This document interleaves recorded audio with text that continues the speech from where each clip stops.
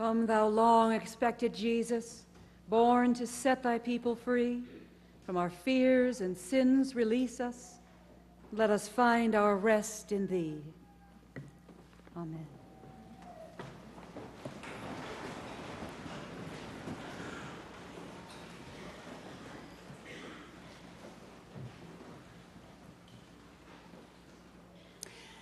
The ancient Celts spoke of the time between the times, those blurred borders between day and night, between seasons, between one year and the next.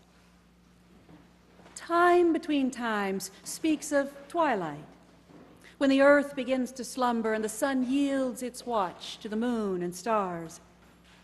It speaks of a time when the veil between this world and the other world grows thin, when one is caught in a loophole of space and time, beginnings and endings, death and life.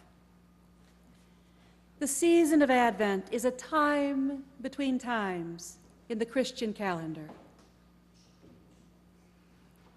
And this is the first day of the first year, the first day of the new year. Well, contrary to what we see all around us, Advent is not the countdown to Christmas. Rather, it is the count up to a life that begins with the birth of Jesus. Advent reminds us that we live in the time between times, between what is dying and what is being born, between the already of Christ's birth and reign and the not yet of its glorious fulfillment. Advent reminds us that there is a deeper reality than the one we know, and that we wait with eager longing for its consummation. Ibn Alexander spent 7 days in that deeper reality, 7 days suspended in the time between times. Struck by a rare illness, his entire neocortex, that outer surface of the brain, that part that makes us human, was completely shut down. It was an illness so grave that 97% do not survive. And those 3% that do live in a perpetual vegetative state. Ibn is the only one known to return to the life he had lived. Now, as an academic neurosurgeon himself, Ibn Alexander would have had no expectation of consciousness during that time. For 25 years, he had understood and taught that consciousness is a product of the brain, which he likens to a machine. When the machine breaks down, consciousness stops. Pull the plug and the TV goes dead. The show is over, no matter how much you might have been enjoying it. And yet, during this particular week of his life, when the plug had been pulled and his mental screen blank and dead, Ibn reports that he was not only aware, his consciousness, existing completely free of the limitations of the physical brain, was far more acute than before and after those days, much more vivid than in those times when we think of ourselves as most aware of reality, most awake. He speaks of his experience as real in a way that makes the life we're living here and now completely dreamlike by comparison. He describes the gateway to the realm he visited as brilliant, ecstatic, stunning beyond words. Yet as he was drawn deeper into it, he found it to be an immense void, completely dark, infinite in size, yet also infinitely comforting. Pitch black, brimming with light. In that place, the mystics know as a dazzling darkness, he knew himself to be loved and cherished dearly forever. He had no fear and found himself in the presence of a love so gravitational that he could do no wrong. From that place, he could see the earth and its ongoing struggle to love one another, even to accept that we are loved as we are. He could see flecks of struggle throughout the universe, but the sum total of lovelessness was infinitesimal compared to the goodness, the abundance, the hope, and the unconditional love in which the universe was literally awash. Eben returned from his time between times with a perspective that is, to put it mildly, different from the one he held before as a rationalist scientist and doctor, although he remains a dedicated surgeon and committed, highly regarded researcher.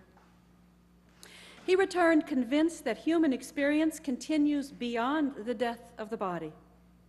That might seem to us the main point of his story, which he tells in his recent book, Proof of Heaven, but that is not its most essential lesson. That lesson, he tells us, is that we live now and always under the gaze of a God who loves and cares about each one of us, and who cares about where the universe itself and all the beings in it are ultimately going. God is not simply waiting for us in some afterlife, but is present with us in this life. And that means that in this life, at this and every moment, we must also be present with God. That means, Eben realized, that our own lives matter more than he had ever imagined. Too often, we're told to look ahead to a great consummation, as if it's really none of our business. But it's God's alone. But the consummation is also now, and it's our life's work to join in it and to bring it more fully into being. Well, Eben had never been a religious man. He wasn't Episcopalian.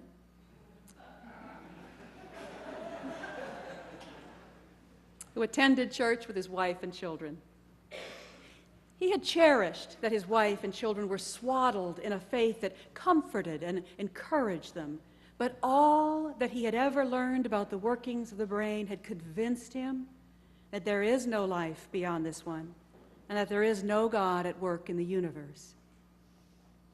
Soon after his awakening, he returned to church with his family. It was Advent, and the rector invited him to light the candles of the wreath. Well, suddenly, and to his great surprise, in this place that had failed to move him before, he was flooded again with that deepest reality. Candles in the darkness, choir and organ, stained glass, all stimulated his memory. And at the communion table, he found himself reunited with the fullness of love which emanates from the center of the universe and fills the whole of it. As the church, we live in the time between times, when the veil between this life and the fullness of life is thin. We live in the confidence that Jesus was born, that Christ is risen, and that he will come again.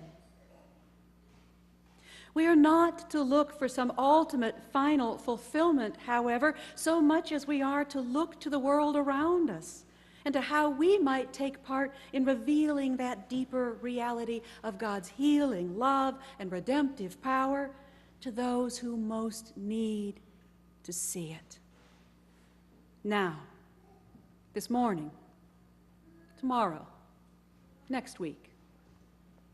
It is a startling, even unnerving message. And on this first Sunday of Advent, in an unnerving gospel passage, Jesus startles us into wakefulness with the words, "Stand up, raise your heads, look, be alert." Now, Jesus isn't calling out a warning just in the nick of time so that we might duck and cover as the world around us falls apart. we are neither to run in fear, nor to wall ourselves off from the suffering of others or the chaos of our own time.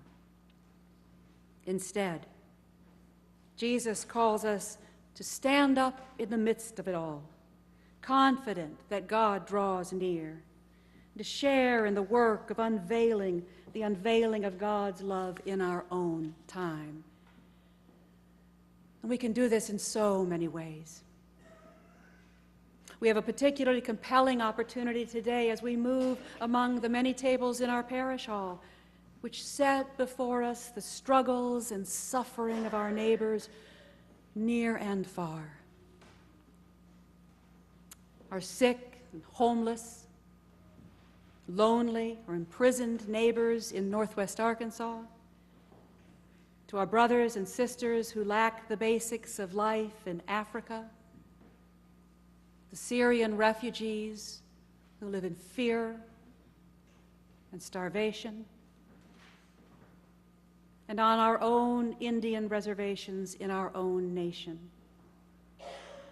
In taking part in something as immediate as our alternative gift market, we acknowledge our call, not to look ahead to some time or to some distant heaven, but to see that we are always in that time, between times. We are always in a position to bring God's waking dream into our reality.